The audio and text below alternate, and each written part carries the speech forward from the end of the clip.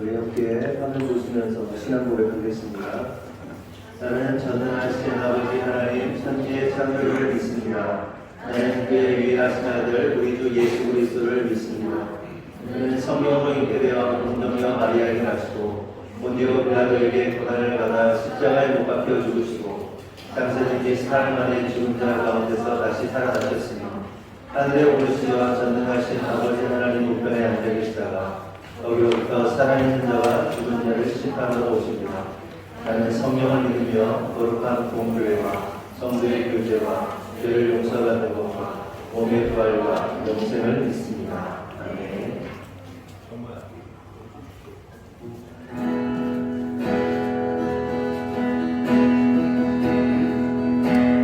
다음 이상한 자는 나의 이상한 자를 고치시는 주님 하늘의 아버지 날 주관하소서 주의 길로 인도하사 자유케 하소서 새 일을 행하사 그게 하소서 다시 한번 마음이 나의 이상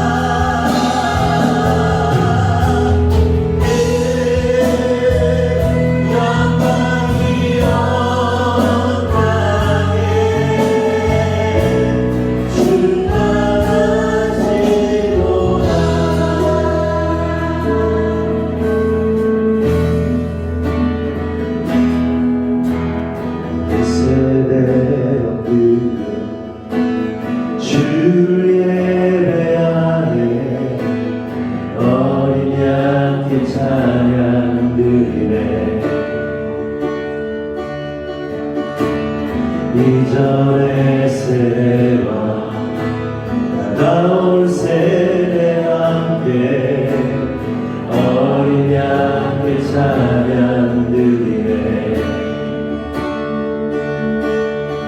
가자 높은 이름 가자 기신 이름 홀로 위대하신 이름 모든 통치보다 모든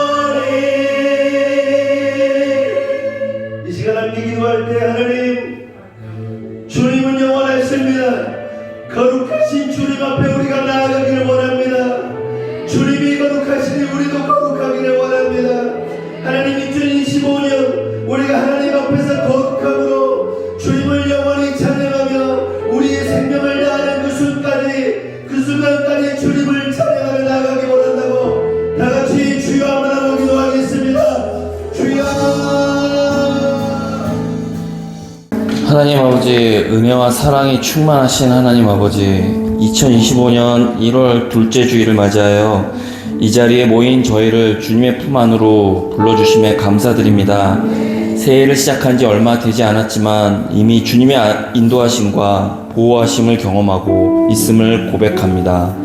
주님께서 우리와 함께 하시며 새로운 은혜로 채워주심을 찬양합니다. 우리 교회가 주님의 뜻을 따라 더욱 성장하게 하시고 모든 성도들이 영적으로 깨어 있어 세상의 빛과 소금의 역할을 감당하게 하여 주시옵소서. 우리 교회가 지역사회에 하나님의 사랑을 실천하는 복된 공동체가 되게 하여 주시옵소서. 하나님을 기쁘시게 성도를 유익하게 라는 표어를 가슴에 새기고 삶으로 실천하려고 발버둥치는 성도들에게 반드시 열매 맺는 것을 모든 성도들이 목도하게 하여 주시옵소서. 그들의 헌신과 노력이 헛되지 않음을 보여주시고 이를 통해 온 교회가 더욱 믿음으로 하나 되게 하여 주시옵소서. 우리의 다음 세대가 이 시대의 도전 속에서도 믿음을 굳건히 지키며 자라나게 하여 주시옵소서. 그들이 세상의 가치관에 휩쓸리지 않고 하나님의 말씀을 기준으로 삶의 방향을 정하게 하여 주시옵소서. 특별히 새학기를 시작하고 성인으로서 사회로 첫 발을 내딛는 다음 세대를 위해 기도합니다. 아무도 보는 이가 없어도 하나님의 말씀의 법을 삶의 기준으로 삼아 하나님의 말씀이 자신을 보호하게 하는 지혜를 부어 주시옵소서. 또한 그들의 앞길에 축복의 만남을 허락하시어 믿음의 동역자들과 함께 성장하고 서로를 격려할 수 있게 하여 주시옵소서. 하나님 아버지, 목사님과 그 가정을 축복하여 주시옵소서. 말씀을 전하실 때마다 성령의 기름 부으심이 있게 하시고 목회의 지혜와 분별력을 더하여 주시옵소서. 목사님과 사모님의 영육간의 건강을 지켜주시고 사역의 기쁨으로 충만케 하여 주시옵소서. 특별히 목사님의 자녀들 휴민, 한비, 슬비가 믿음 안에서 바르게 성장하며 부모님의 사역을 이해하고 지지하는 마음을 갖게 하여 주시옵소서. 이 자녀들의 성공을 주님의 스케일대로 책임져 주시고 그들의 삶이 하나님의 영광을 드러내는 도구가 되게 하여 주시옵소서. 주님, 우리나라 대한민국을 주님의 손에 올려드립니다. 혼란스러운 전국 가운데 주님의 공의와 정의가 이 땅에 임하게 하여 주시옵소서. 정치인들에게 지혜와 분별력을 주시어 국민을 위한 올바른 결정을 내리게 하시고 특별히 그리스도인들이 이 나라의 빛과 소금의 역할을 감당하며 정의롭고 평화로운 사회를 만드는 데 앞장서게 하여 주시옵소서. 나라를 위해 목숨을 걸고 애쓰는 수많은 분들에게 하나님의 각별한 보호하심이 임하게 하여 주시옵소서. 그들의 헌신과 노고를 기억하시고 그들의 가정과 삶에 주님의 특별한 은혜와 축복을 부어 주시옵소서. 하나님 아버지, 이 시간 선포되는 말씀을 통해 우리의 영혼이 새롭게 되게 하여 주시옵소서. 주님의 말씀이 우리의 마음 깊이 새겨져 삶의 모든 영역에서 변화를 일으키게 하여 주시옵소서. 우리가 말씀을 듣고 깨닫는데 그치지 않고 그 말씀대로 살아가며 열매 맺는 삶을 살게 하여 주시옵소서. 성령님의 도우심으로 말씀의 능력이 우리 안에서 역사하여 우리의 생각과 행동이 그리스도의 형상을 닮아가게 하여 주시옵소서. 이 예배의 은혜가 한 주간의 삶 속에서 열매 맺게 하시고 우리를 통해 하나님의 영광이 드러나게 하여 주시옵소서. 예수님의 이름으로 기도드립니다. 아멘.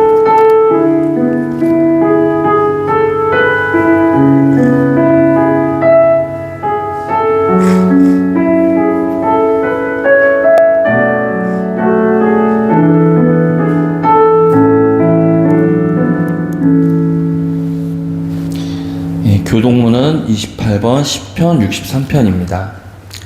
교독하겠습니다. 하나님이여, 주는 나의 하나님이시라. 내가 간절히 주를 찾되 물이 없어 마르고 황폐한 땅에서 내 영혼이 주를 갈망하며 내 육체가 주를 악무하나이다. 내가 주의 권능과 영광을 보기 위하여 성소에서 주를 바라보았나이다. 주의 인자하심이 생명보다 나음으로 내 입술이 주를 찬양할 것이다. 이러므로 나의 평생에 주를 송축하며 주의 이름으로 말미암아 나의 손을 들리리라. 골수와 기름진 것을 먹음과 같이 나의 영혼이 만족할 것이라. 나의 입이 기쁜 입술로 주를 찬송하되 내가 나의 침상에서 주를 기억하며 새벽에 주의 말씀을 작은 소리로 들을 때에 발이 오니 나의 도움이 되셨습니다. 내가 주의 낙할게 그늘에서 즐겁게 부르이다. 아멘. 성경 말씀은 마태복음 5장 1절에서 3절 말씀입니다. 제가 봉독해 드리겠습니다. 예수께서 무리를 모시고 산에 올라가 앉으시니 제자들이 나아온지라 입을 열어 가르쳐 이르시되 심령이 가난한 자는 복이 있나니 천국이 그들의 것임이요. 목사님께서 심령이 가난한 자라는 제목으로 말씀 전해 주시겠습니다. 할렐루야. 우리 옆에 분하고 인사합시다. 사랑합니다. 축복합니다. 무표정인 분들이 있어요. 무표정. 이렇게 그러지 마시고 웃으시면서 사랑합니다. 축복합니다. 이렇게 눈웃음 치면서 사랑합니다. 축복합니다. 그래요. 우리 박순환 원장님처럼 이렇게 좋습니다. 오늘은 심령이 가난한 자라는 제목으로 말씀을 나눌 텐데요. 그 전에 이 마태복음 5장, 6장, 7절이 산상수훈입니다. 예수님께서 산에서 가르치신 말씀이신데 이 산상수훈의 개념, 서론을 좀 말씀을 드리고 팔복에 대해서 본격적으로 좀 나누도록 하겠습니다. 먼저 이제 산상수훈이라는 말은 산, 매산자, 산 위에서 수훈, 가르쳐 주셨다, 베풀어 주셨다, 말씀을 베풀어 주셨다, 이런 뜻입니다. 그런데 이 산상수훈에 대한 말씀이 참 좋거든요. 팔복. 그래서 우리가 복받는 비결이라고 할 수 있는데 이 산상수훈에 대한 말씀을 바라보는 관점들이 여러 가지가 있어요. 여러 가지가 있는데 그 보는 관점에 따라서 이 사람이 어떤 세계관을 가지고 있는가, 어떤 신앙관을 가지고 있는가 우리가 알 수가 있거든요. 그 첫 번째 관점, 여러 가지 관점 가운데 두 가지만 말씀드리면, 첫 번째 관점은 뭐냐면 윤리와 도덕으로 보는 관점입니다. 그래서 대표적인 예로서 유명한 사람이죠. 간디도 예수님의 말씀을 읽었습니다. 성경을 읽었어요. 간디, 그리고 슈바이처 같은 사람이 이 산상설교를 윤리와 도덕적 관점으로 본 사람입니다. 이 간디나 이 슈바이처 같은 사람이 누굽니까? 우리가 이제 위인 전기 같은 거, 위인전 막 전집으로 옛날에 어릴 때 보면 집에 있었잖아요. 있었던 분들. 위인전 있었잖아요. 다 있었잖아요. 그래서 이렇게 훌륭한 사람 되라고 부모님께서 전집 사주고 그랬는데, 지금도 보면 슈바이처나 간디 같은 사람은 항상 그 존경할 만한 위인으로 랭크가 굉장히 상위 랭크에 항상 있는 사람입니다. 그런데 그들에게는 아주 큰 문제가 하나 있는데, 그게 뭐냐면 정작 그들이 예수님에 대해서 팔복, 이 산상수훈을 깊이 받아들이긴 했지만 예수님을 주와 그리스도로 인정하지는 않았다는 겁니다. 그러니까 쉽게 말하면 그들이 예수님을 존경할 만한 선생 정도로만 인정했지 그를 구원자로는 인정하지 않았다는 겁니다. 뭐 간디는 그렇다 치더라도 슈바이처 같은 사람은 어떤 사람입니까? 슈바이처의 아버지가 루터교 목사입니다. 그리고 슈바이처 본인도 루터교 목사였습니다. 그리고 의사였어요. 잘 아시잖아요. 의료 선교를 했잖아요. 의료 선교사였고 철학자, 신학자, 교수였고요. 그리고 특이한 이력 중에 하나가 그가 유명한 오르가니스트였어요. 굉장히 유명한 천재였단 말이에요. 천재였기 때문에 오르간을 엄청 잘 쳤고요. 오르간의 구조와 오르간에 대해서 연구를 많이 해서 그것에 관련된 서적을 발행하고 대학에서 가르치기도 하고 뭐 이랬던 사람입니다. 그리고 그러면요. 바흐를 연구하기 위해서는 반드시 슈바이처가 저술한 책을 봐야만 할 정도로 대단히 뛰어나고 다재다능한 사람이었습니다. 그리고 1952년도에는 아프리카에서 구제 사역했죠. 의료 사역해서 노벨 평화상을 탄 위대한 선각자이고 선교사였고 의사였고 교수였고 오르간 연주자였고, 그래서 그가 선교비를 마련하는데 선교비 마련하기 위해서 뭐 했냐면요. 유럽 순회 오르간 연주를 했습니다. 유럽 교회들을 다니면서 오르간 연주, 그러니까 연주자로서 뛰어났기 때문에 그 오르간 연주를 듣고 사람들이 선교비를 후원하고 아프리카에 병원 세우고 뭐 이렇게 했던 거예요. 그런데 문제는 말씀드린 것처럼 그가 예수님을 구원자로 믿지 않았다는 거예요. 그는 십자가 사건에 대해서 어떻게 말하냐 하면 예수님은 하나님 나라의 도래를 기대했지만 자신의 기대대로 되지 않자 스스로 고난을 불러왔고 죽었다. 이렇게 말합니다. 예수님의 십자가 사건을, 그러니까 예수님이 뭐라는 거예요? 하나님 나라가 임하길 기대했다는 거예요. 뭐 정치적으로든 뭐 경제적으로든 뭐든 어쨌든 간에 하나님 나라가 올 것이다라고 기대했는데 생각한 것처럼 하나님 나라가 오질 않는 거야. 그래서 결국 어떻게 했다? 이거 못 살겠다. 그래서 스스로를 죽음으로 몰아갔다는 거예요. 이게 슈바이처가 보는, 목사이면서 신학자이면서 위대한 의사면서 선교사이면서 뭐 의료사역자 뭐 그런 사람이 이렇게 얘기를 합니다.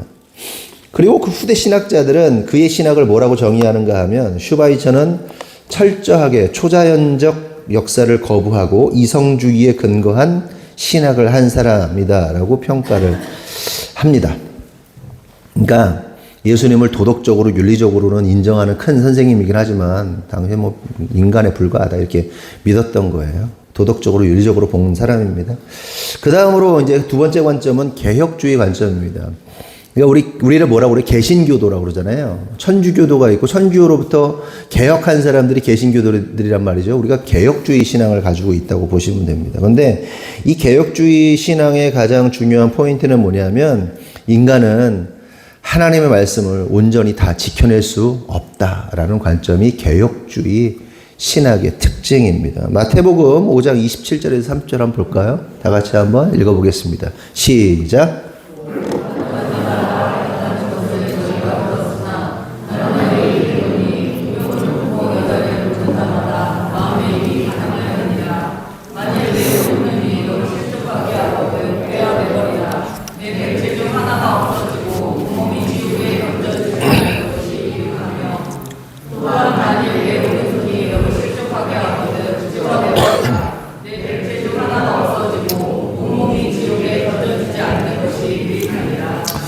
나는 천국 갈 수 있다. 한번 손 들어보세요. 천국 갈 수 있다. 네, 천국 갈 수 있다. 나는 죄 지은 적 없다. 나는 죄를 지었는데 죄 안 지려고 손 잘랐다. 눈 뽑았다. 아무도 없이. 이 말씀 감당할 수 있는 분 있으세요, 여기서? 이 말씀을? 나는, 여러분, 우리가 죄를 짓죠, 인간이니까. 죄를 짓는데 죄 안 지려면 어떻게 하래요? 눈깔 뽑으래요. 팔 자르랍니다. 근데 여기 계신 분들 중에 눈 뺀 사람도 없고 팔 자른 사람도 없잖아요. 제가 중고등학교 시절에 이 말씀 때문에 굉장히 고민이 많았어요.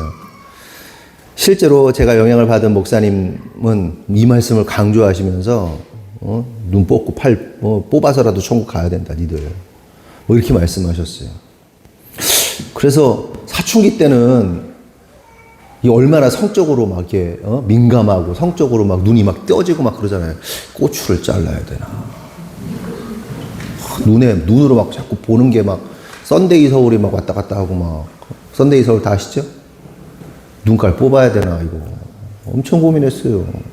아 그런 고민 해본 분 있으세요? 신앙이 너무 좋아가지고.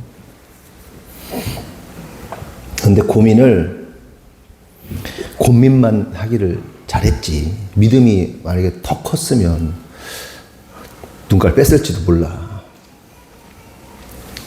엄청난 불효죠. 그러니까 하나님의 말씀의 의도를 잘못 이해하고 있는 거예요. 결국 우리가 생각하기를 나는 하나님의 말씀을 다 지킬 수 있다라고 믿고 성경을 읽으면 결국 우리에게 남는 건 뭐예요? 절망감밖에 없어요. 절망감.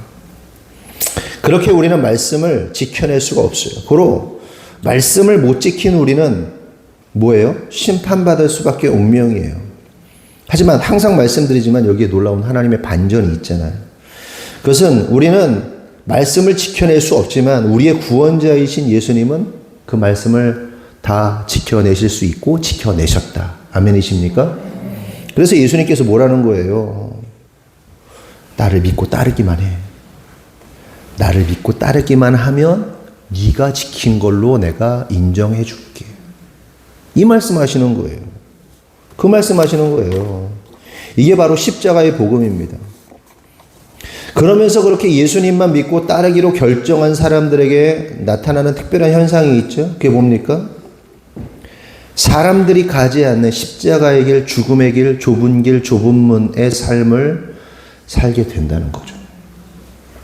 이해되세요? 그러니까 우리는요, 말씀을 지켜낼 수 없어요. 지키려고 노력은 하지만 지켜낼 수 없어요. 완전히 지켜낼 수 없어. 그런데 주님께서 우리 희망이 없어. 못 지키면 율법도 그렇잖아요. 어기면 지옥 가야 되는 건데. 심판 받아야 되는데. 그걸 다 지켜내신 거 아니에요. 율법을 완성해내신 거 아니에요. 예수님께서. 다 믿어. 나를 따라와. 그러면 네가 말씀을 다 지켜낸 것으로 내가 인정한다. 그렇게 여긴다.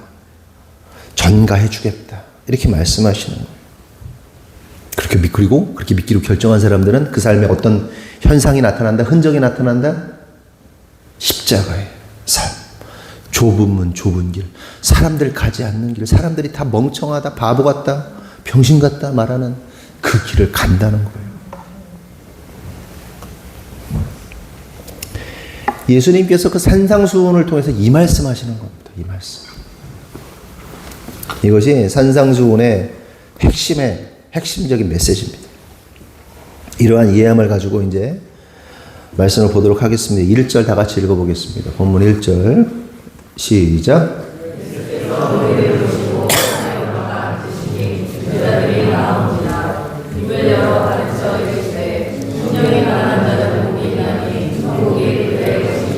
여기서 우리가 먼저 알아야 할 사실은 산상설교의 1차 청중은 유대인이라는 겁니다. 유대인들은 어떤 자들입니까?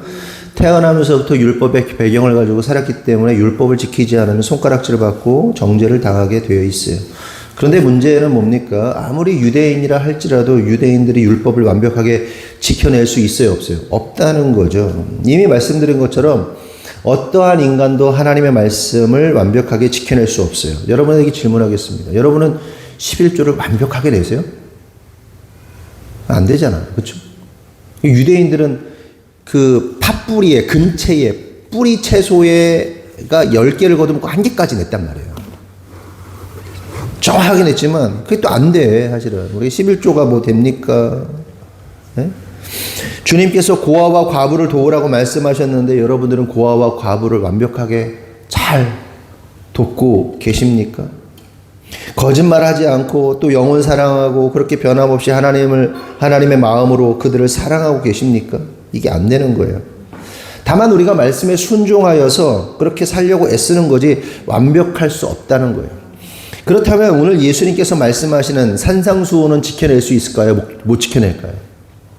지켜내고 싶은데 열심히 그렇게 살고 싶은데 그게 안 된단 말이에요. 흉내는 낼 수 있어도 안 된다. 그렇다면 생각해 볼 것은 예수님은 우리가 지켜낼 수도 없는 말씀을 왜 하시는가? 그렇게 말씀하시는 의도가 뭐냐 하는 겁니다. 아까 말씀드린 것처럼 너희들은 할 수 없지만 내가 이루어낼 것이다. 내가 다 책임질 테니까 나만 믿고 따라라 라고 말씀하시는 거예요. 이 말씀하시려고 산상수훈을 알려주시는 겁니다. 우리는요 희망이 없어요. 소망이 없어요. 우리 인간이 어떤 소망이 어떤 희망이 있습니까? 아무런 희망이 없어요. 절망 그 자체입니다. 그런데 우리에게 소망이 되시는 분이 계시죠? 그분이 누구십니까? 누구세요? 예수 그리스도. 다시 우리의 소망은 예수 그리스도 한 분밖에 없는 거예요. 믿으시는 분만 오른손 들고 아멘 하세요. 유일한 소망은 예수 한 분이십니다. 3절을 다시 보면 예수님께서 이렇게 말씀하십니다. 심령이 가난한 자는 복이 있다. 그러면 생각해 보자고요. 이 세상에 심령이 가난한 자가 있는가 하는 겁니다. 여러분은 심령이 가난하십니까? 세상에 심령이 가난한 자가 본질적으로 있냐 하는 거예요. 답은 없다. 왜냐하면 아담의 선악과 사건 이후로 범죄한 인간은 더 이상 심령이 가난하지 않습니다. 심령이 가난하다는 말이 무슨 말일까요? 뒤에 좀 더 설명하겠지만 인간은 절대로 스스로 구원할 수 없음을 깨닫고 하나님을 향하여 긍휼을 구하는 마음이 가난한 상태예요. 마음이 가난한 상태가 뭐라고요? 아, 나는 나를 구원할 수 없구나. 내 힘으로는 안 되는구나. 그럼 어떡하지? 그 주님 바라보는 거예요. 주님께 구하는 거예요. 주님, 나는 구원할 수 없습니다. 나 스스로 구원할 수 없습니다. 나의 구원은 오직 하나님밖에 없습니다. 예수님밖에 없습니다. 라며 그 긍휼을 구하는 마음이 가난한 상태예요. 네? 한마디로 거지 같은 마음. 그거 아니면 안 되는 거 있잖아요. 이거 오늘 구걸해서 이거 못 받으면 나 오늘 굶어 죽는 그 마음. 거지 같은 마음. 그냥 우리가 거지 같은 마음 그러면 이제 우리가 폄하하지만 진짜 절박한 마음. 당신 아니면 안 됩니다라고 그 구하는 마음. 그게 가난한 마음이에요. 그러면 타락한 인간이 가지고 있는 마음의 상태는 뭐냐? 긍휼을 구하는 마음이에요. 타락한 인간이. 여러분들이 예수님 믿기 전에 그리고 세상 사람들이 하나님을 향하여 긍휼한 마음을 가졌습니까? 가지고 있습니까? 가지고 있는 거 봤어요? 아니에요. 가지고 있지 않아요. 긍휼의 마음, 긍휼을 구하는 마음이 없습니다. 왜 그럴까요? 아담이 타락합니다. 아담과 하와가 선악과를 먹습니다. 뱀이 유혹할 때 뭐라고 그러죠? 너 이거 먹으면 하나님처럼 될 수 있어. 그 아담과 하와의 선택은 뭐예요? 하나님이 되겠다는 선택이란 말이에요. 그렇죠? 내가 하나님이 되는 거예요. 선악과 먹으면 내가 하나님처럼 되니까. 선악과 그냥 맛있게 생겼으니까 먹어. 맛있게 생겼는데 한번 먹어볼까? 목에 걸려가지고 이게 뭐 이 생기고 뭐. 그게 아니고 선악과를 먹은 이유가 뭐예요? 원인이 뭐예요? 너 하나님이야. 네가 하나님 될 수 있어. 이거잖아요. 오케이. 내가 하나님 된다? 그럼 하나님이 되려고 먹은 자가 하나님이 필요해요? 필요 없어요? 필요 없어요. 내가 하나님이니까. 그럼 나를 내가 구원할 수 있는 거야. 하나님 없어도 난 잘 살 수 있는 거야. 하나님 없어도 나는 내 생명을 유지할 수 있는 거야. 라고 믿는 거예요. 그게 선악과 사건입니다. 그게 원죄를 가진 자들의 마음이에요. 우리 인간에는 그게 아주 유전적으로 그냥 가지고 있는 거 태어나는 거예요. 그냥. 그래서 마음이 가난해질 수 없어요. 그 결과 모든 인간은 심판을 받아야 하는 겁니다. 그런데 그러한 심판받을 인간들 가운데 누가 오신 거예요? 예수님께서 오신 거예요. 긍휼한 마음으로.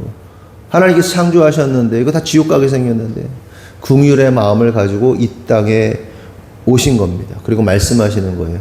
산상수훈을 통해서 천국에 대해서, 구원받음에 대해서 너희들이 어떻게 돼야 되는지 이 말씀을 풀어주시는 거예요. 인간들의 현실을 알려주시는 거예요. 팔복을 쭉 말씀하시면서 결국 지킬 수 없네. 어떡하지? 근데 지킬 수 없네. 지옥 가야 되네. 이걸 깨닫게 하시면서 주님밖에 없구나. 예수님밖에 없구나. 이거를 알도록 팔복을 가르쳐 주시는 거예요. 네? 우리가 복 받으려면 이거 팔복 지키면 복 받습니다. 이게 아니야.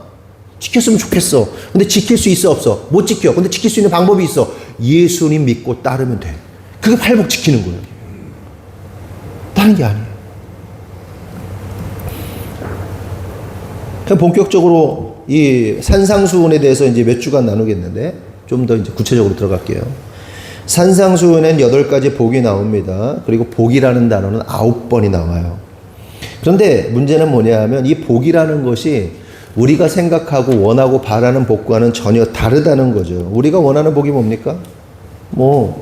저도 그래요. 부자 되고 성공하고 잘 나가고 다른 사람한테 싫은 소리 안 들을 정도 먹고 살고 불편함 없이 걱정 없이 살고 이게 우리가 원하는 복이잖아요. 자녀들 잘 되고 문제 없이 잘 되고 성공하고 풀리고 그 다 우리가 갖는 마음이란 말이에요. 그런데 깨달아야 할 사실은 그러한 복들이 예수님께서 말씀하시는 이 산상복음, 산상수훈 안에 말씀하시는 팔복과는 거리가 멀다는 게 문제인 거죠. 아니 전혀 상관없다는 거예요. 사실은 본질적 복을 예수님께서 말씀하시는 거예요. 본질적 복. 그러니까 우리에게 나타나는 복의 어떤 현상들 이게 중요한 게 아니라 예수님이 말씀하시는 본질. 여러분 우리가 장수를 해. 여러분이 한 1000년씩 살아. 여러분들이 1000억씩 부자야. 여러분 자녀가 막 성공해서 다 했어. 그런데 여러분의 생명이 여러분이 지옥 가면 뭐예요? 필요 없는 거예요. 아무것도 아닌 거야. 본질은 뭐예요? 우리의 영혼이 구원받고 영원히 하나님 나라에서 영원히 사는 거. 이게 본질이잖아요. 이 본질에서는 본질을 벗어나면 아무 소용 없다니까요. 인간의 복이라는 게. 예수님 그 본질을 말씀하셔요. 본질. 첫 번째 복을 보면 예수님께서 이렇게 말씀하시죠. 심령이 가난한 자는 복이 있나니 천국이 저희의 것이다. 이 말씀을 그대로 해석하면 심령이 가난하면, 그러니까 심령이 가난해지면 복이 있어. 근데 그 복이 뭐냐? 천국을 누리는 거야. 천국을 너희들이 소유하는 거야. 천국을 너희들이 갖는 거야. 라고 이해할 수 있습니다. 그런데 이 말씀을 헬라어 원문으로 보면요, 해석이 좀 달라져요. 헬라어 원문. 헬라어 어순으로 보면 이렇게 나옵니다. 복이 있다, 가난한 자들은. 가난한 자들은 복이 있다가 아니라 복이 있다, 가난한 자들은. 그 영어로, 왜냐하면 하늘의 왕국이 그들의 것이기 때문이다. 이렇게 이야기합니다.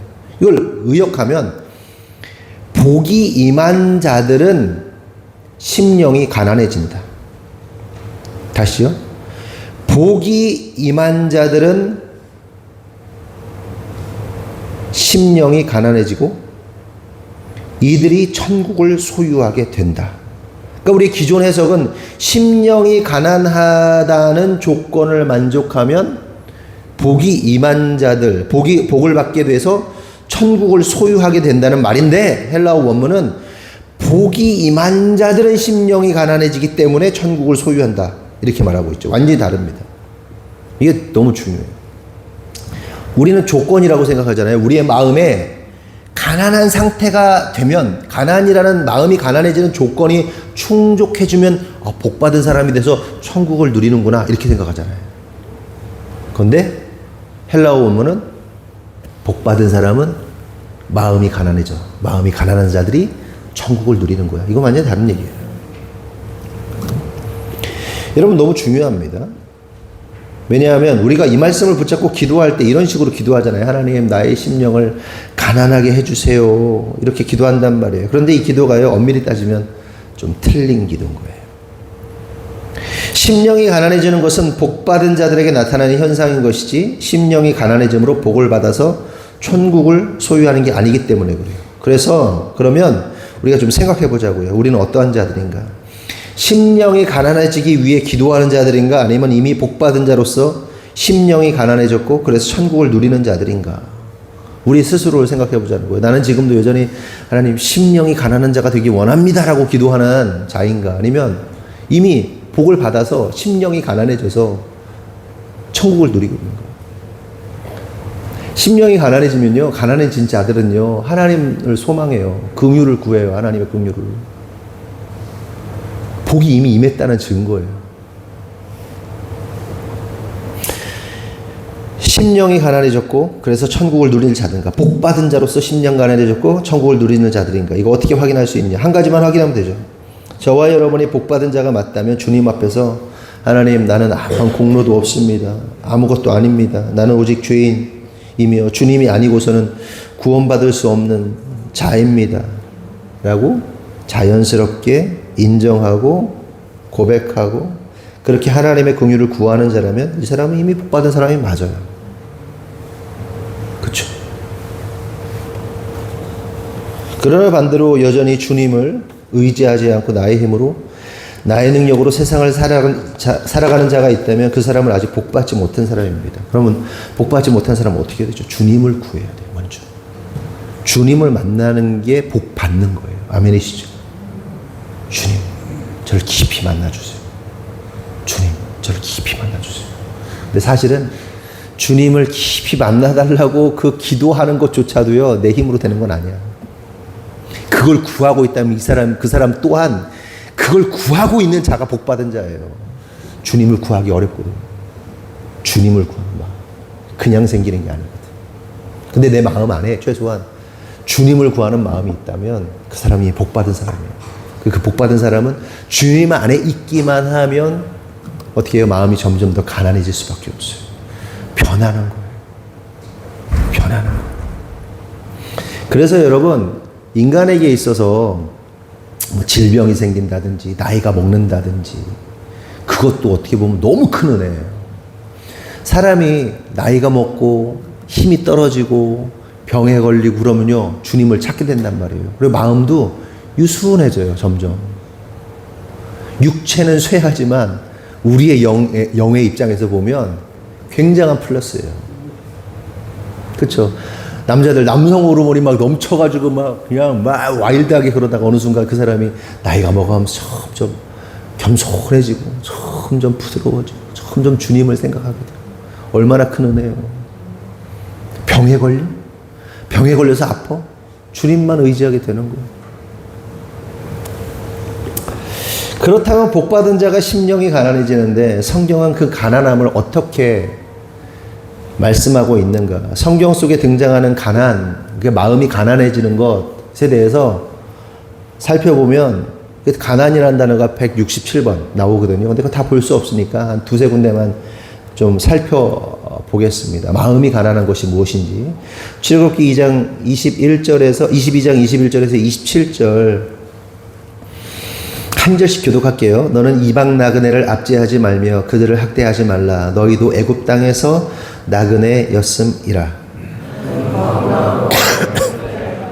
내가 만일 그들을 해롭게 함으로 그들이 내게 부르짖으면 내가 반드시 그 부르짖음을 들으리라.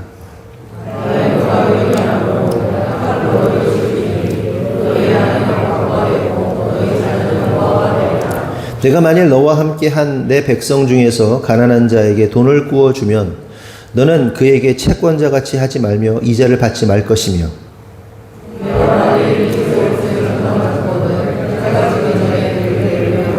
다 같이 그것이 유일한 옷이라 그것이 그의 알몸을 가릴 옷인즉 그가 무엇을 입고 자겠느냐 그가 내게 부르짖으면 내가 들으리니 나는 자비로운 자임이니라. 이 말씀은 가난한 자에 대해서 성경에 처음으로 등장하는 말씀입니다. 그리고 그 가난한 자의 대표적인 사람들이 누굽니까? 나그네와 고아와 과부.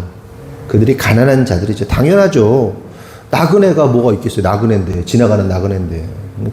뭐 조금 비하하면 나그네가 거지 아니에요? 그렇죠? 나그네, 고아가 뭐가 돈이 있겠어요? 과부? 얼마나 돈이 있겠어요? 근데 그들을 어떻게 대하라고 말씀하십니까? 학대하지 말라, 잘 돌봐줘라 이렇게 말씀하십니다. 그럼 왜 하나님은 이런 말씀을 하신 것일까요? 그냥 불쌍해서도 맞는데 하나님께서 그들을 잘 돌보라고 하신 이유는 이스라엘 백성들이 너희들이 애굽에 있을 때 과부의 상태였어. 니들이 애굽에 있을 때 고아와 같은 상태였어. 너희들이 애굽에 있을 때 나그네 같은 상태였어. 그렇게 너희들이 학대받았어.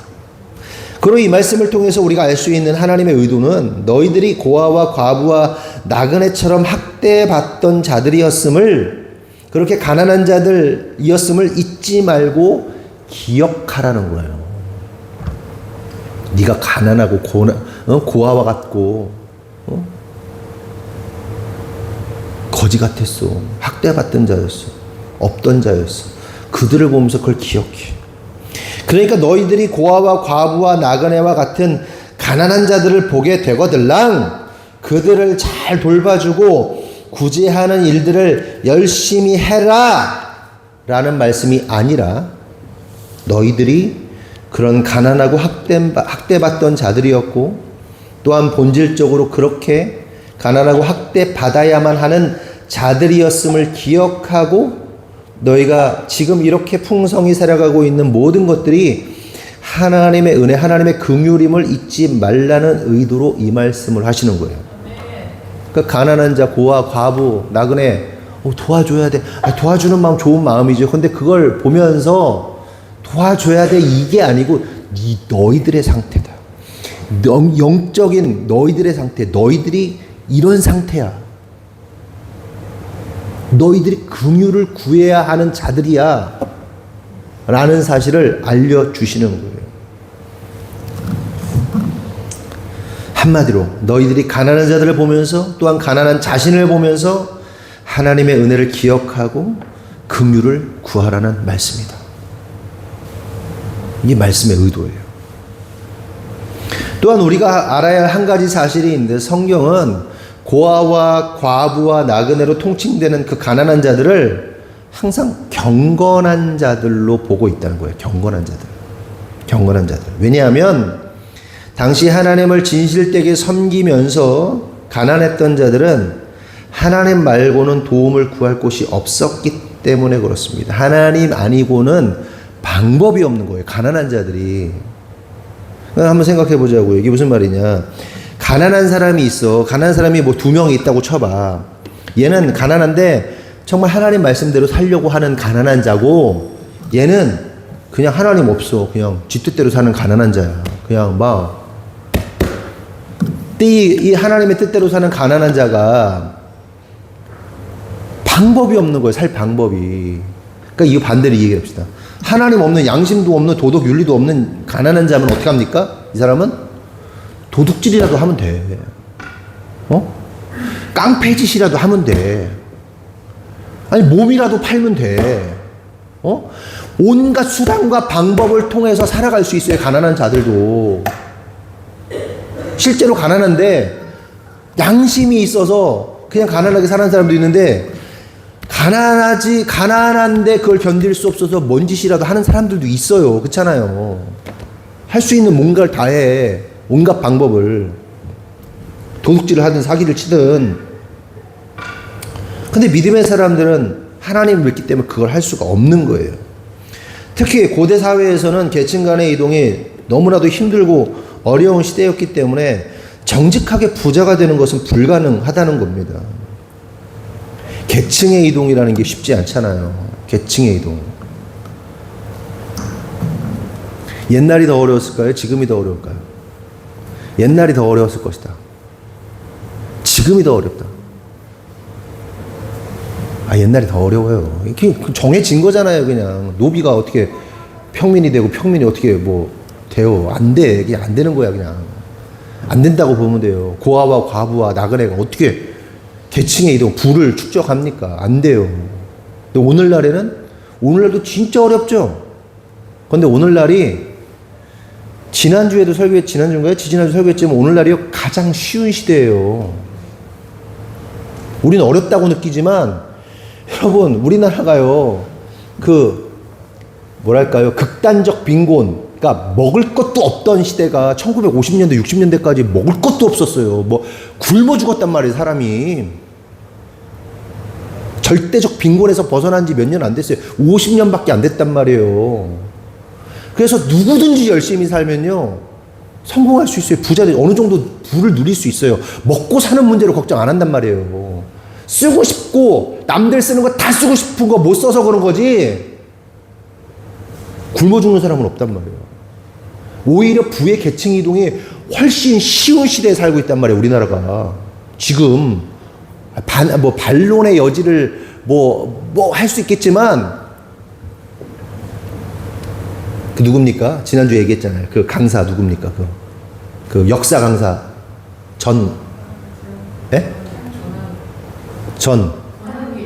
전한길 얘기하잖아요. 우리 어르신들은요, 태어났는데 먹을 게 없었어. 초골목 풀뿌리 먹고 그 나무 껍데기 빗겨 먹었다고. 그렇게 살지는 않잖아. 그리고 특별히 요즘 시대 같은 경우는 어떻습니까? 성실하기만 해도 먹고 살아요. 왜? 성실한 사람을 찾아볼 수가 없기 때문에. 니들 성공하고 싶냐? 성실하게 살아. 성실한 사람이 없어. 성실한 사람이. 사장님들의 고민이 뭔지 아냐? 좀 쓸만한 애 키워가지고 얘를 조금 잘 나가는 사장이면 여기다가 뭐 어떤 지점이 있다 그럼 이 지점에 맡기고 대표로 하나 세우고 싶은데 그럴 사람이 없어. 식당에서 알바를 해도 조금 잘 나가는 프랜차이즈를 하는 사람이 있으면 믿고 맡길 사람이 없어서 못해요. 학원을 하려고 해도요, 믿고 맡길 선생님이 없어서 사람들이 다 망하는 거예요. 학원 선생님들이. 우리는 믿고 맡길 사람이 있으니까 하지만 다들 부러워해. 믿고 맡길 사람만 있으면 성공한다니까. 그 사람도 성공한다니까. 성실하세요. 근데 성실한 게 뭔지 모르지. 본 적이 없으니까 잘. 성실하지 않으니까 망하는 거예요. 성실하지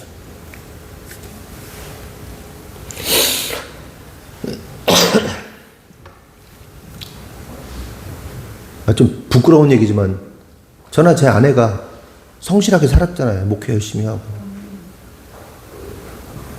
성공하잖아요. 그러니까 이 성공의 포인트는 아닌데 오늘 말씀이.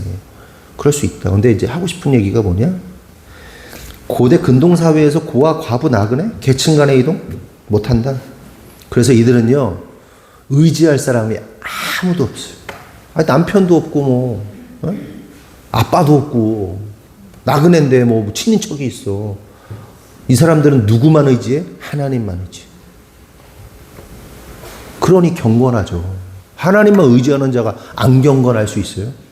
오늘날도 마찬가지예요. 저와 여러분이 하나님만 의지하는 자로 살면 여러분이 심령이 가난한 자예요.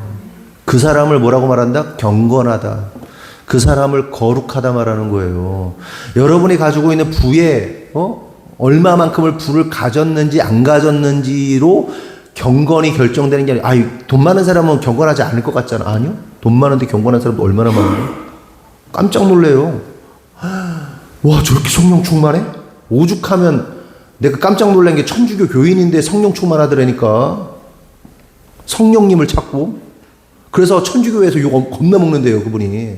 천주교 성당에서. 성령님의 임재 안에 막 살아가고 막 기도하고 막 그러니까 천주교하고 색깔이 좀 다른 거예요. 근데 천주교인이야. 그런데 하나님을 그렇게 만났어. 성령으로. 그러니까 제가 천주교를 인정하진 않아요. 근데 그래. 강남 부자야. 그래, 그분, 제가 얘기했잖아요. 그 강사님, 이렇게, 아로마 하는데, 뭐 들고, 에르메스 들고 왔다고? 에르메스 2만인가 봐. 2만. 에르메스는 일반인이 살 수가 없어요, 일단. 일반인은 살 수가 없는데, 샀는데 2만에 막, 1,500만 원, 2,000만 원짜리 그냥 들고 다녀, 가볍게. 3,000만 원? 3,600이었어요, 그게? 3,600짜리 그냥 이렇게 들고 다니더라고, 그냥. 아주 가볍게, 그냥. 포르쉐 타면서. 근데 성령 충만해, 아주. 하나님을 갈망하는 마음이 있으면 그 사람이 마음이 가난한 자. 나는 마음이 가난한 자인가 생각해 봐야 돼. 어떤 사람은 못 사는데 가난한데 실제로 하나님을 향한 가난한 마음을 가진 사람도 있고, 가난한데 그냥 안 가난한 사람도 있고, 그냥 오기만 있어봐요. 또한 관련해서 시편 33편 16절에서 20절 읽어볼게요. 많은 군대로 구원 얻은 왕이 없으며 용사가 힘이 쓰여도 스스로 구원하지 못하는도다. 구원하는데 군마는 헛되며 군대가 많다 하여도 능히 구하지 못하는도다. 여호와는 그를 경외하는 자 곧 그의 인자하심을 바라는 자를 살피사 그들의 영혼을 사망에서 건지시며 그들이 굶주릴 때에 그들을 살리시는도다. 우리 영혼이 여호와를 바라며 그는 우리의 도움과 방패시로다. 읽은 말씀을 내용을 좀 풀어서 말하면 많은 군대가 있는 왕이나 힘이 센 용사, 그런 자들을 하나님께서 구원하시는 게 아니라 누굴 구원하신다? 여호와를 경외하는 자. 그러니까 아무런 힘도 없어서 굶주리는 자들, 가난한 자들, 고아와 과부, 나그네와 같은 오직 하나님의 도우심만을 바라는, 그렇게 여호와를 경외하는 자들을 사망에서 건지시고 살리시고 도움과 방패가 되시겠다고 말씀하시는 겁니다. 그리고 이러한 자들이 바로 경건한 자, 가난한 자라는 거예요. 계속해서 이사야서 66장 2절을 보면, 제가 6장 앞에 전후 다 있는데 다 읽지 않고 2절만 읽을게요. 나 여호와가 말하노라.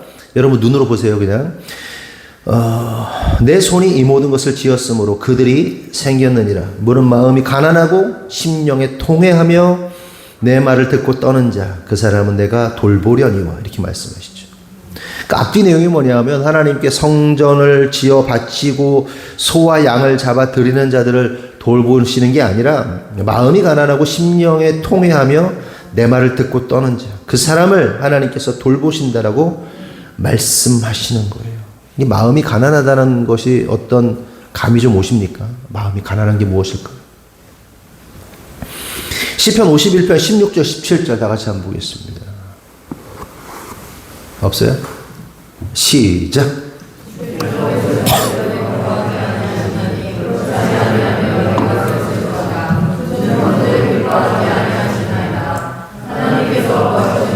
상한 심령이라.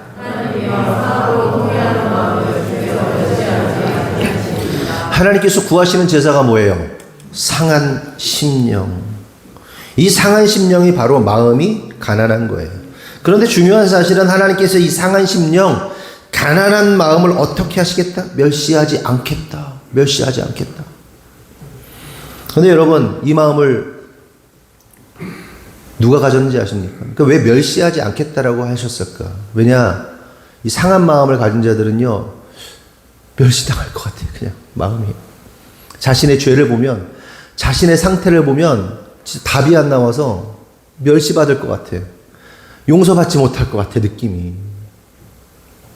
그런데 하나님께서 멸시하지 않을 거야. 내가 널 멸시하지 않아. 내가 널 받아줄 거야. 이렇게 말씀하신단 말이죠. 그 상한 심령을 가진 대표적인 사람이 누구예요? 다윗, 이사야. 다윗이 뭐 했습니까? 살인 교사하고 간음하고 선지자 나단으로부터 책망받죠. 그 이후에 다윗은 하나님 앞에서 자신의 죄를 고백하면서 자신의 뭘 깨달은 거예요? 이런 표현 하잖아요. 자신을 태어날 때부터 죄인이다. 그러니까 나는 그냥 본질적으로 죄인이다. 자신의 한계를 본 거예요. 아, 나 쓰레기구나, 진짜. 나는 답이 없는 인간이구나. 자신의 본질을 본 거예요. 자신에게 희망이 없다는 사실을 본 거예요. 그 왕이, 그 잘 나가는 왕이. 이스라엘 역사상 가장 칭송받고 사랑받던 왕이. 눈물로 침상을 적십니다. 회개합니다. 가난한 마음으로 그렇게 울며 회개해요. 그때 다윗의 심령이 어떻겠어요? 하나님 앞에 멸시당해야 되는 거 맞는 거 아니에요? 하나님이 자기 용서하지 않을 것 같은 마음 아닌 거예요? 아닌가요? 또한 이사야 선지자는 우시야 왕이 죽던 해 하나님의 보좌를 목격합니다. 오늘 아까 찬양했잖아요. 거룩 거룩하 주께서 높은 보좌에 앉으셨는데 천사들이 창화하며 외치며 막 거룩 거룩하다 거룩하다 이걸 본 거예요. 이사야가 목격한 거예요. 그 찬양이에요. 거룩하다 영광이 온 땅에 충만하면서 찬양하는 그 천사들을 보고 하나님을 보게 된 겁니다. 주님 보좌를 본 거예요. 그때 이사야의 고백이 뭡니까? 화로다 나여 망하게 되었도다. 왜 이런 표현을 썼을까요? 그 거룩하신 하나님 앞에서 나는 한낱 죄인 쓰레기 죽을 수밖에 없는 존재라는 사실을 철저하게 깨달았던 겁니다. 나 스스로 구원할 수 없음을 깨달았던 거예요. 그렇게 눈물로 통곡하며 하나님 앞에 나아간 겁니다. 이사야. 그런데 이러한 사람들이 바로 마음이 가난한 자의 모습인 거예요. 마음이 가난한 자의 모습. 여러분 오늘 말씀을 좀 정리할게요. 여러분 간절히 바라는 것은 우리가 바로 그 마음이 가난한 사람들이 됐으면 좋겠어요. 마음이 가난한 사람이 복이 있습니다. 복이 임한 자가 마음이 가난합니다. 근데 중요한 사실 말씀드린 것처럼 우리가 마음이 가난할 때 복이 임하는 것이 아니라 복이 임한 자에게 마음이 가난해지는 역사가 일어난다. 그러므로 이 시간 우리가 우리 자신을 좀 확인해 봤으면 좋겠어요. 나는 마음이 가난한 자인가? 다른 말로 하면 나는 이미 복을 받은 자인가? 간절히 바라는 것은 우리 모두가 복받은 자로서 마음이 가난한 자로서 예수 그리스도의 복을 충만히 누렸으면 좋겠어요. 그래서 하나님 나라를 소유하는 모두 되기를 예수님의 이름으로 축원합니다. 기도하겠습니다. 하나님 감사합니다.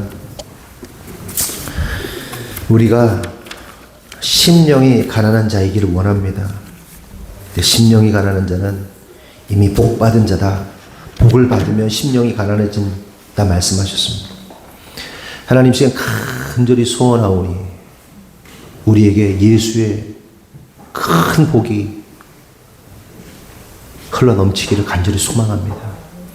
우리의 영이 완전히 열려서 우리의 눈과 귀와 입술과 우리의 마음이 완전히 열려서 그 위대하신 복 예수 그리스도를 다 받아들일 수 있기를 원합니다.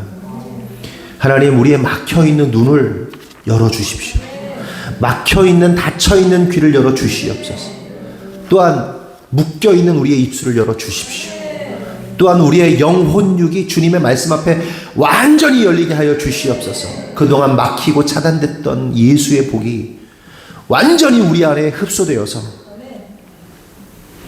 그 복이 임하여서 심령이 가난해지는 마음이 가난해지는 그 복을 통하여 하나님 나라를 누릴 수 있도록 인도하여 주시옵소서. 아주 극히 일부만 과거에는 누렸다면 2025년에는 하나님 나라를 완전히 누릴 수 있도록 주님 축복하시고 인도하여 주시옵소서. 그리하여 2025년 우리 하늘꿈교회 모든 성도들이 영원한 하나님 나라를 누리는 성도 되기를 주님 축복하여 주시옵소서. 주님 이루실 줄 믿사옵고 예수님의 이름으로 기도합니다. 네. 교회 소식 나누겠습니다. 오늘 설거지 담당은 주예수, 이미연, 최은지, 박상훈, 박혜연, 유아영 6분입니다. 이번 주는 네, 수고해 주시기 바랍니다. 그리고 다음 주는 강선규, 강민영, 조유진, 유혜린, 이한비입니다. 그리고 다음 주 대표 기도는 조경미 집사님입니다. 잘 준비하셔서 착오 없이 잘 준비해 주시기 바랍니다. 그리고 목사님 저기 창고 오늘 그거 하실 거예요? 잘 좀 덮어놨더라고. 그래서 날 좀 풀리면. 날 풀리면 그냥 두고요. 어제 좀 치워놨거든. 네, 저거를 저 창고가 이제 애들이 천장을 찢어놓으면서 저게 저렇게 된 거거든요. 네, 저 창고가. 네. 사고뭉치 유주환이 딱 찢기 시작해서 그 다음에 이제 다른 애들도 같이 막 찢기 시작해갖고 이제 뜯어진 거예요. 근데 이제 애들 입장에선 억울할 수도 있죠. 왜냐면 많이 삭은 상태이긴 했어요. 조금만 건드리면은 딱 나가는 상태였는데 그걸 이제 우리 애들이 이제 노니까 이제 건드린 거예요. 그러니까 하나가 딱 깨지니까 그 다음에 쫙쫙쫙쫙 이제 다 하기 시작했는데 저희가 저거를 원래 치울 생각이 있었거든요. 저랑 목사님이. 근데 너무 추워가지고 지금 못하겠다 해서 올 봄에 좀 날 풀리면 3월 정도에 하려고 했는데 지금 겨울을 지금 못 버티고 저게 지금 저 난장이 됐거든요. 일단은 저기로 천막으로 저거를 일단 본래 계획은 없앨 거고요. 그래서 그 어린이부실이었던 창고 있잖아요. 거기다 다 집어넣어야 될 것 같아요. 그러니까 렉에다가 안 할 렉을 거죠. 구입해서 지금은 하지 말고 그냥 저거는 저 상태로 이제 근데 더 이상 애들이 부시지 않도록만 각자의 자녀들을 잘 여러분들이 교육시켜 주시기 바랍니다.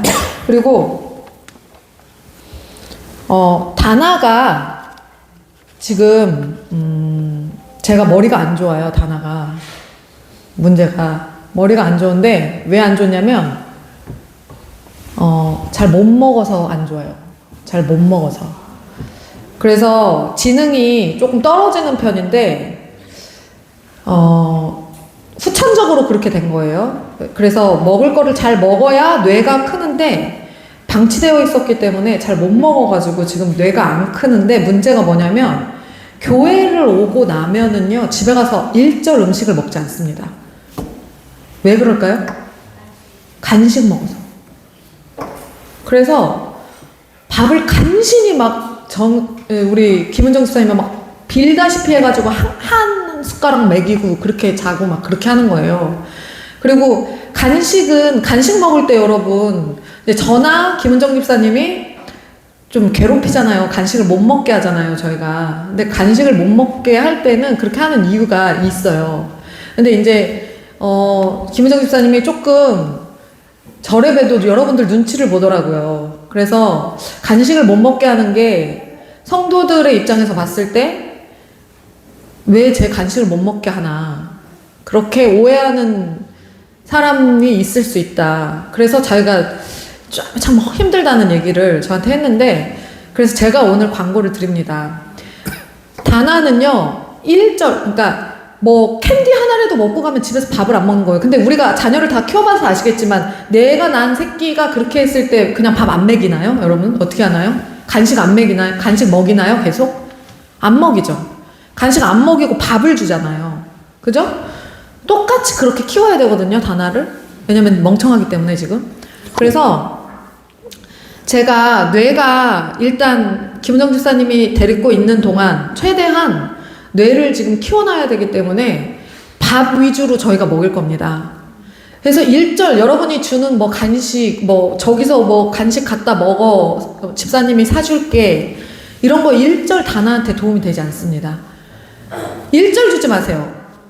막 먹고 싶어서 침 흘리고 있어도 주지 마세요. 그게 사랑이 아니에요. 밥을 먹여야 되기 때문에. 그래서 어제 같은 경우에도 교회에 왔다가 다나를 간식을 일절 못 먹게 하고 집에 갔는데 밥을 막 얼마나 잘 먹었는지 허겁지겁. 그래서 성공했다. 오늘도 뭐 다음 주도 일절 간식 주지 않습니다. 다나는 주지 않습니다. 그래서 밥을 먹을 수 있도록 여러분들이 다 같이 도와주셔야 제가 뇌가 자랍니다. 그래서 우리가 서로 그런 분들은 그런 분들은 없겠지만 오해하지 말고 저나 김은정 집사님이 조금 다나한테 세게 한다고 해도 그냥 이해해 주시고 저럴 이유가 있으니까 저렇게 하는 거겠지. 그렇게 좀 봐주시고 우리 또 어제 다나가 잘못한 게 있어가지고 혼나야 돼서 김은정 집사님이 2층으로 올라가서 무릎 꿇고 혼을 내려고 무릎 꿇어 했는데 50번을 무릎 꿇으라고 얘기했는데도 무릎을 안 꿇은 거예요. 이게 뭐냐면 순종 훈련이 전혀 안 돼 있는 거예요. 우리가 이제 농담으로 모글리라고 말하지만 무릎 꿇어 하면 어떻게 하죠? 우리 애들이? 꿇죠. 야 무릎 꿇어 하면 꿇어야 돼요. 50번 얘기했는데 안 들으면 여러분 어떻게 합니까? 가정에서? 우린 패죠. 네. 그래서 이거를 교육이 지금 전혀 안 돼 있습니다. 하나도 안 돼 있어요. 지금 가정에서 이제 쟤를 키우려고 보니까 완전 짐승이에요. 짐승 수준. 그래서 우리가 다 같이 도와줘야 됩니다. 다 같이. 사람으로. 그러면 제가 보기에는 한 6개월 정도 하면요. 사람 될 것 같거든요. 그래서 여러분들이 같이 사람으로 자라날 수 있도록 잘 도와주셔서 다온이는 많이 잡혔잖아요. 다온이는 많이, 쟤는 100일 때부터 와서 많이 잡혔는데, 다나는 벌써 6살이기 때문에 잡기가 힘들어요. 그래도 여자여서 다행이에요. 아들이면은 더 잡기 힘들었을 텐데. 그래서 여러분들이 다 같이 도와주시고, 절대 저나 김은정 집사님 몰래 간식을 준다거나, 이런 거 절대 하지 마시고, 다 같은 마음으로 다나를 잘 키워주셨으면 좋겠습니다. 이상입니다.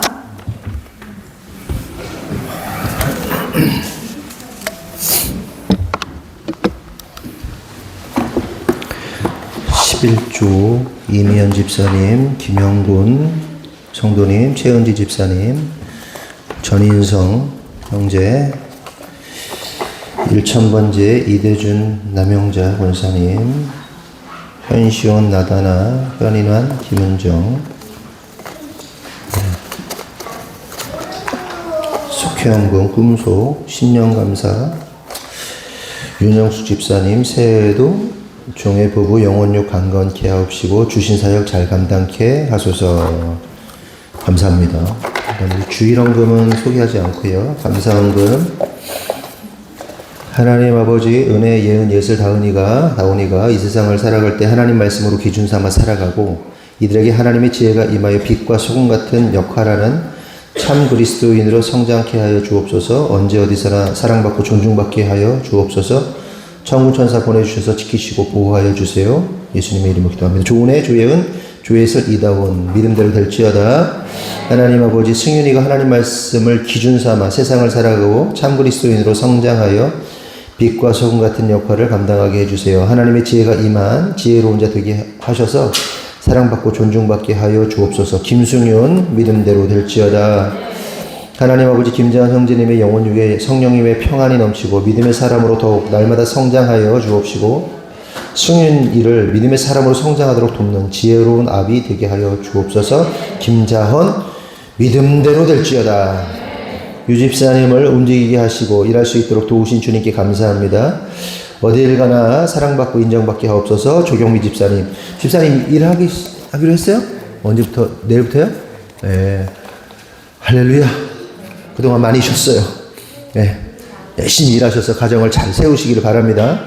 감사헌금 강성규 이미연 집사님 예배로 한 주를 시작하게 인도하심을 감사합니다. 범사에 감사하며 범사에 기뻐하며 주님의 온전한 통치와 보호하심 안에서 주님을 예배하는 삶으로 한 주 되게 하실 주님께 감사합니다.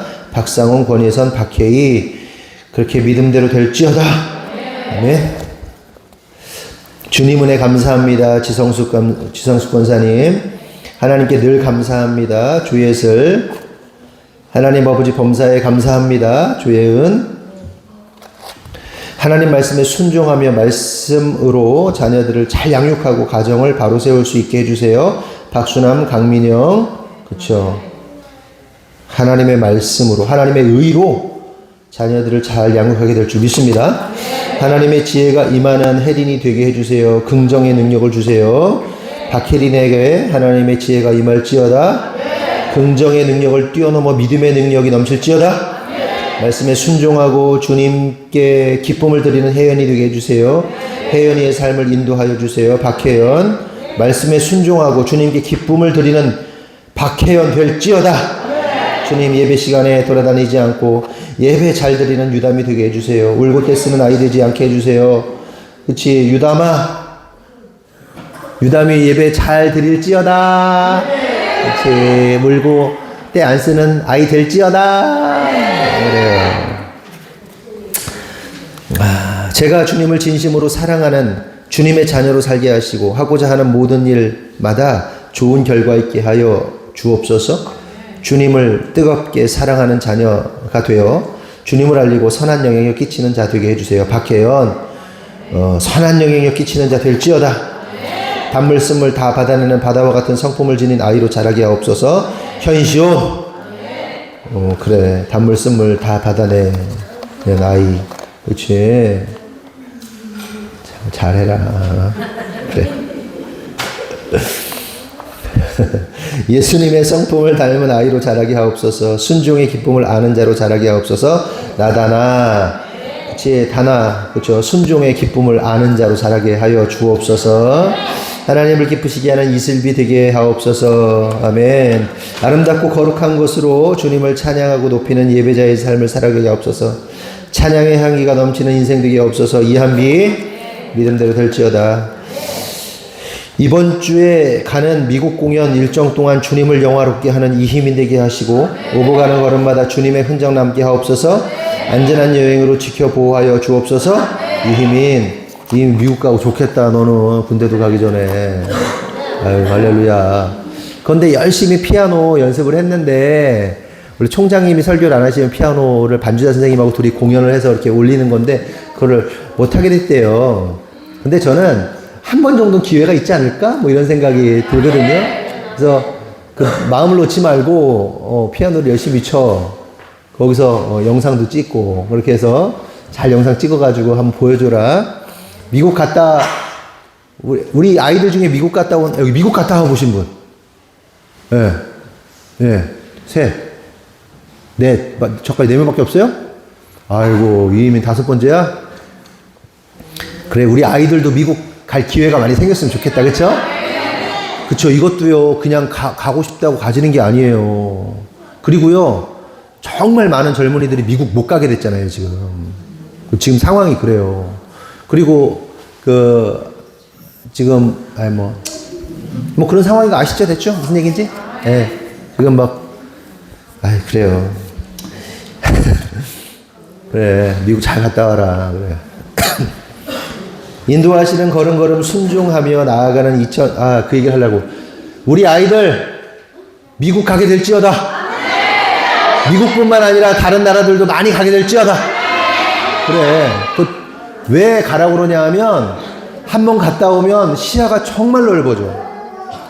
세상에 이렇게 넓은 세상이 있구나. 천안만 있는 게 아니고 서울만 가도 눈이 이렇게 좀 띄어지잖아요. 근데 미국 같은 큰 나라, 지금 그래도 넘버원 아닙니까? 큰 나라 공허하면 시야가 확 터지면 세상을 바라보는 눈이 달라지고 사람을 바라보는 눈이 달라지고 하나님의 위대하심이 어떤지 알게 되고. 그러니까 이민이 스타트 끊었으니까 우리 어린이 청소년 여러분 미국 가게 될지어다.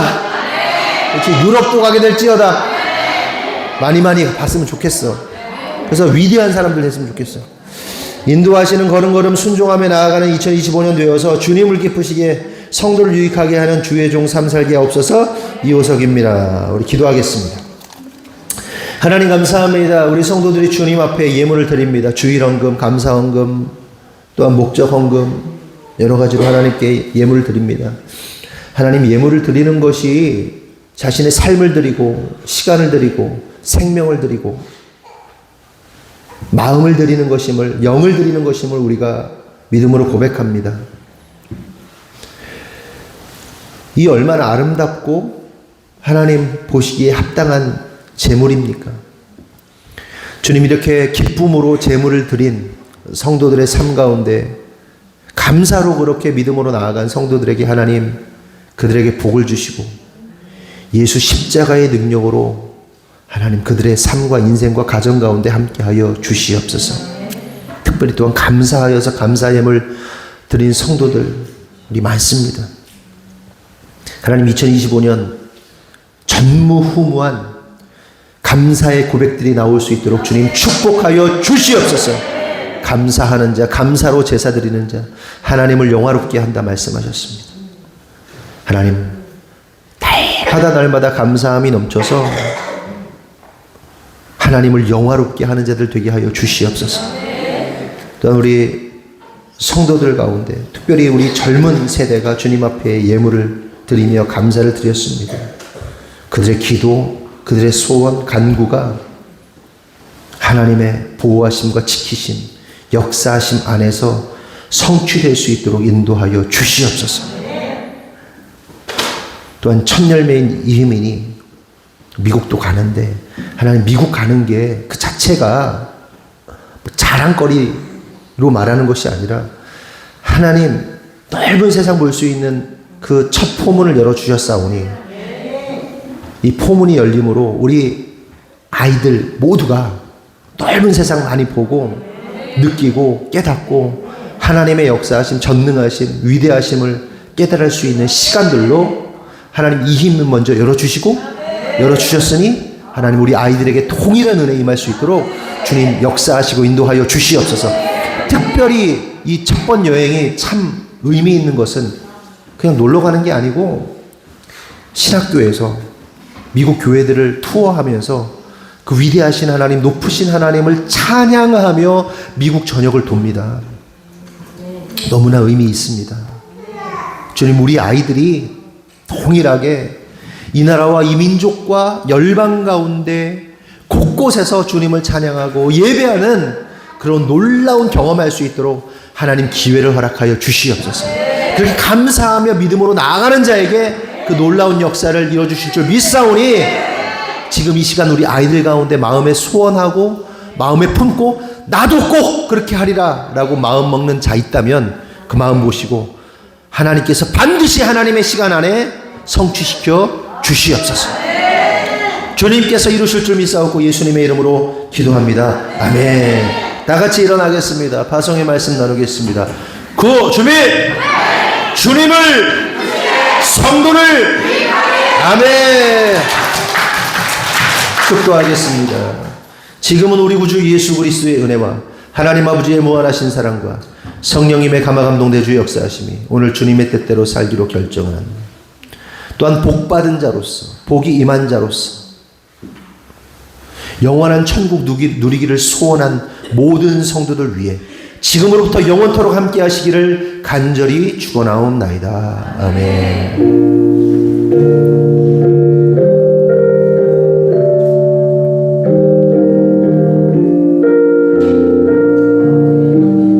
다시 한번 하나님께 영광의 박수 올리겠습니다. 아멘.